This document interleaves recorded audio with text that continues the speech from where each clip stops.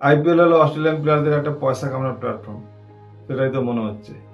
দলের সংকটে একটা প্লেয়ার দলকে বোলিং করে সাহায্য করছেন না। জিজ্ঞাসা করা হলে তিনি বলছেন তার সঙ্গে নাকি অ্যাজ এ ব্যাটসম্যান হিসেবে আইপিএল এ কন্ট্রাক্ট হয়েছে, অলরাউন্ডার হিসেবে নয়। আপনি যদি অলরাউন্ডার হিসেবে নথিভুক্ত না করাতেন তাহলে আপনি 25 কোটি 2 লক্ষ টাকা দিয়ে বিক্রি হতেন না। ম্যাচটা কেকেআর হেরে গেল শুধু বোলিং পারফরমেন্সের জন্য। আজিঙ্কা রাহানাকে জিজ্ঞাসা করা হলে আজিঙ্কা রাহানে বললেন ক্যামেরন গ্রিন কেন বোলিং করছেন না, অস্ট্রেলিয়ার ক্রিকেট বোর্ডকে জানানো উচিত।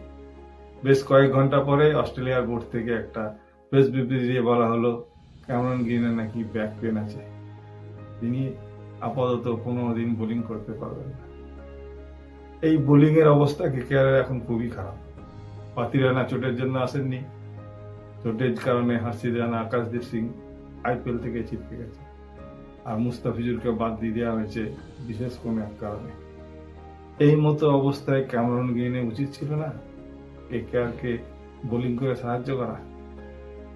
একটা প্লেয়ার, একটা অলরাউন্ডার, তিনি সর্বোচ্চ দাম নিচ্ছেন, সেই দামের মূল্যটা তিনি দেবেন না? অস্ট্রেলিয়া যদি এরকম সিচুয়েশনে থাকতো, ক্যামেরন গ্রিন কি চোটের দোকায় দেখিয়ে বোলিং করতেন না? আপনার মতে কি বলে? অবশ্যই কমেন্ট বক্সে কমেন্ট করে বলতে পারেন। ভিডিওটা এই পর্যন্তই। ভালো লাগলে অবশ্যই একটা লাইক করে দেবেন, আর আমার ইউটিউব চ্যানেলটা সাবস্ক্রাইব করতে ভুলবেন না।